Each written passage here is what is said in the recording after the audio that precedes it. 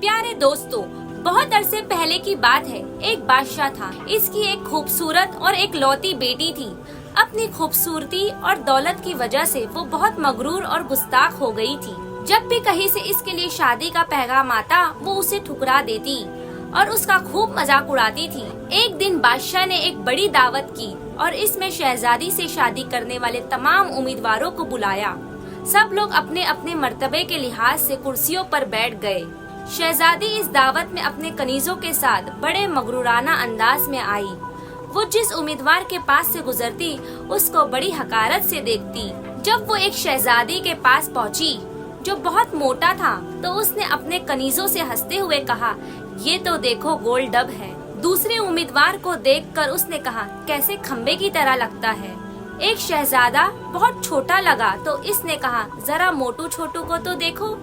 एक नेक नवाब बहुत गोरा था। शहजादी ने इसको सफेद चूहा कहा। एक अमीर का रंग सुर्ख था। शहजादी ने उसे मुर्ग की कलगी कहकर पुकारा। इसी तरह वो हर उम्मीदवार की बेइज्जती करती रही। लेकिन वो एक बादशाह को देखकर तो बहुत हंसी, क्योंकि उस बादशाह की दाढ़ी थी। उसने मजाक उड़ाते हुए कहा, जरा इसे देखो, इसने चेहरे पर कैसी झाड़ फूस उगा रखी है। बादशाह ने जब देखा कि इसकी बेटी ने मेहमानों को बहुत बेइज्जती की है, तो उसे बहुत गुस्सा आया। इसने भरे दरबार में यह ऐलान किया कि शहजादी पसंद करे या ना करे, मगर अब मैं इसकी शादी किसी फकीर से करूँगा। इस ऐलान के बाद तमाम लोग चले गए। कुछ ही देर बाद एक आवारा गर्द गवैया आया जो गली कूचों में घूमकर गाना गाया करता था। उसने शाही महल के नीचे खिड़की के करीब होकर गाना गाना शुरू कर दिया। बादशाह ने उसकी आवाज सुनी तो एक खादिम को हुक्म दिया कि उस फकीर को अंदर बुला लाओ। खादिम फटे पुराने कपड़े वाले फकीर को ले आया। उस फकीर गवैये ने बादशाह और शहजादी के सामने बहुत अच्छा गाना गाया और बादशाह से इनाम मांगा। बादशाह ने कहा, तुमने बहुत अच्छा गाना सुनाया है, मैं तुम्हें बहुत अच्छा इनाम दूंगा। मैं अपने बेटी की शादी तुमसे करूंगा। जब शहजादी ने ये सुना तो वो बदहवस हो गई। वो बहुत रोई पीटी, मगर बादशाह ने इसकी एक ना सुनी। बादशाह ने उसे डांटते हुए कहा, मैंने मेहमानों के सामने कसम खाई थी कि तुम्हारी शादी किसी फकीर से करूंगा। अब मैं वो कसम पूरी कर रहा हूँ। ये कहकर बादशाह ने काजी को बुलाया और मगरूर शहजादी की शादी आवारा गर्द गवैये फकीर से कर दी और फिर हुक्म दिया कि तुम अपने शौहर के साथ जाने की तैयारी करो। शहजादी रोटी पीटती फकीर के साथ चल दी। रास्ते में वो एक शिकारगाह से गुजरे। इतनी बड़ी शिकारगाह को देखकर वो हैरान रह गई। इसने फकीर से पूछा, ये शिकारगाह किसकी है? मैंने सुना है कि तुमने एक दाढ़ी वाले बादशाह का मजाक उड़ाया था। ये शिकारगाह उसी की है। अगर तुम उससे शादी कर लेती तो ये तुम्हारी मलकियत हो जाती। फकीर ने जवाब दिया, ये मैंने क्या किया? उसने ठंडी सांस लेकर कहा। इसके बाद वो बहुत खूबसूरत बागों में पहुँचे। उनको देखकर शहजादी ने फिर पूछा, ये किसके हैं? ये बाग भी उसी दाढ़ी वाले के हैं। फकीर ने आहिस्ते से कहा। शहजादी ने अफसोस भरे लहजे में कहा, मैं भी कितनी बदनसीब हूँ। फिर वो बड़े अजीम और शान शहर में दाखिल हुए। इतना बड़ा और खूबसूरत शहर देखकर शहजादी हैरान रह गई। उसने पूछा, इस शहर का मालिक कौन है? फकीर ने उसे बताया, ये शहर दाढ़ी वाले बादशाह के मुल्क का पाया तख्त है। अगर तुम उससे शादी कर लेती तो ये सब कुछ तुम्हारा होता। ओह, मैंने बड़ी गलती की, काश मैं उससे शादी कर लेती, शहजादी ने पछताते हुए कहा।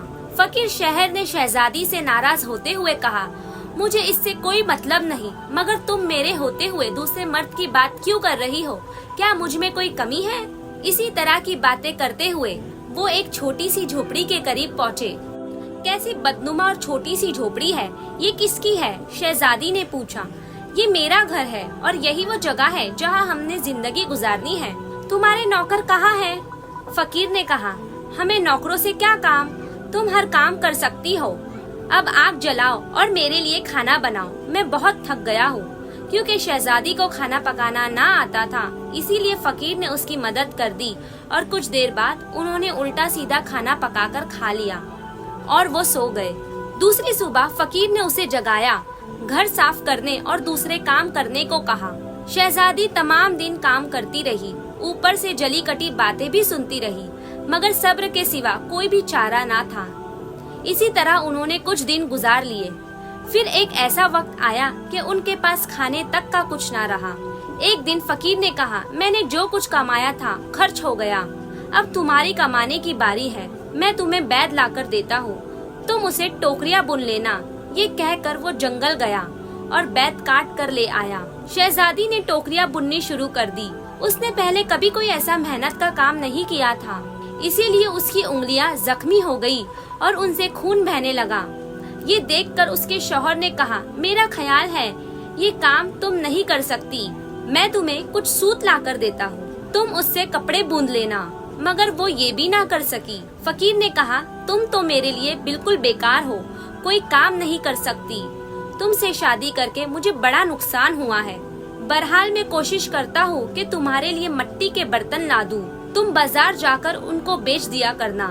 मगरूर शहजादी ने अकड़ कर कहा, मगर जब मैं बाजार में खड़ी होगी तो मेरे मुल्क के लोग मुझे इस हाल में देखकर खूब हंसेंगे। फकीर ने कहा, ये मेरा मसला नहीं है, अगर तुम भूख से नहीं मरना चाहती तो तुम्हें ये काम करना ही होगा। मिट्टी के बर्तन बेचने का काम बहुत अच्छा चल रहा था। लोग जब एक खूबसूरत लड़की को बाजार में बर्तन बेचते हुए देखते तो उस पर तरस खाकर कुछ न कुछ खरीद लेते। बर्तन बिक गया तो फकीर ने और बर्तन लाकर दे दिए। इसी दौरान एक वजीर और बदमिजाज सिपाही वहाँ से गुजर रहा था। उसने बाजार के बीच में रखे हुए बर्तन देखकर उन्हें लात मार कर तोड़ दिए और कहा, आइंदा इस तरह रास्ता मत घेरना। शहजादी बहुत परेशान हो गई। उसने सारा वाकया घर आकर अपने शौहर को बताया। तुम इंतहाई बेवकूफ हो, तुमसे किसने कहा था कि बीच बाजार में बर्तन लेकर बैठ जाओ, आखिर वहाँ से लोगों को गुजरने में दुश्वारी होती है। मेरा ख्याल है ये भी तुम्हारे बस की बात नहीं है। खैर, मैं शाही महल जाऊंगा, हो सकता है वहाँ तुम्हारे लिए कोई काम निकल आए। ये कहकर वो शाही महल के लिए रवाना हो गया।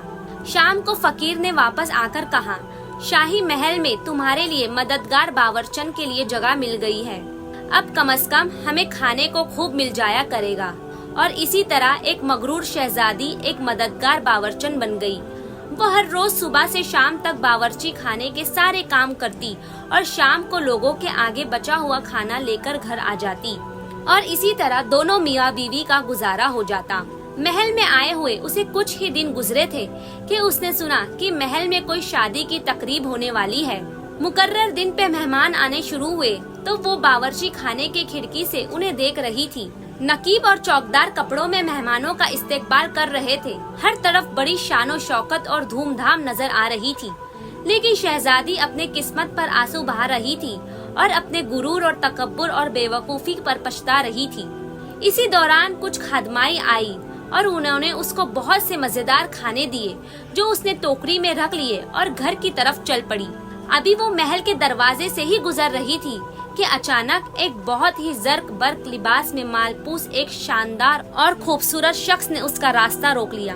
शहजादी ने निगाह उठाकर देखा तो ये तो वही दाढ़ी वाला बादशाह था जिसका उसने मजाक उड़ाया था। वो खौफ और शर्म से कांपने लगी।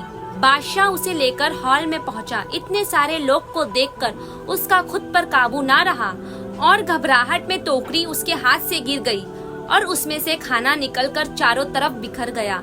तमाम दरबारी हंसने लगे। शहजादी का ये हाल था कि किसी तरह जमीन फट जाती तो वो उसमें समा जाती। शहजादी ने झटके से अपना हाथ छुड़ाया और भागना चाहती थी कि बादशाह ने लपक कर उसे दोबारा पकड़ लिया और बड़ी नरमी से बोला, डरो मत, क्या तुम मुझे नहीं पहचानती? मैं वही आवारा गर्द गवैया हूँ जो तुम्हारे साथ झोपड़ी में रहता है। मैं वही सिपाही हूँ जिसने तुम्हारे बर्तन तोड़े थे। ये सब कुछ मैंने इसीलिए किया था कि मैं तुम्हें पसंद करता था और तुमसे शादी करना चाहता था। अब तुम्हारे गुरूर का इलाज हो चुका है और तुम्हें अच्छा सबक मिल गया है। पिछली बातों को भूल जाओ। देखो, आज हमारी शादी की तकरीब हो रही है। उसी वक्त खादमाएं आई और उसे अपने साथ ले गई। शहजादी को निला धुलाकर दुल्हन का लिबास पहनाया गया।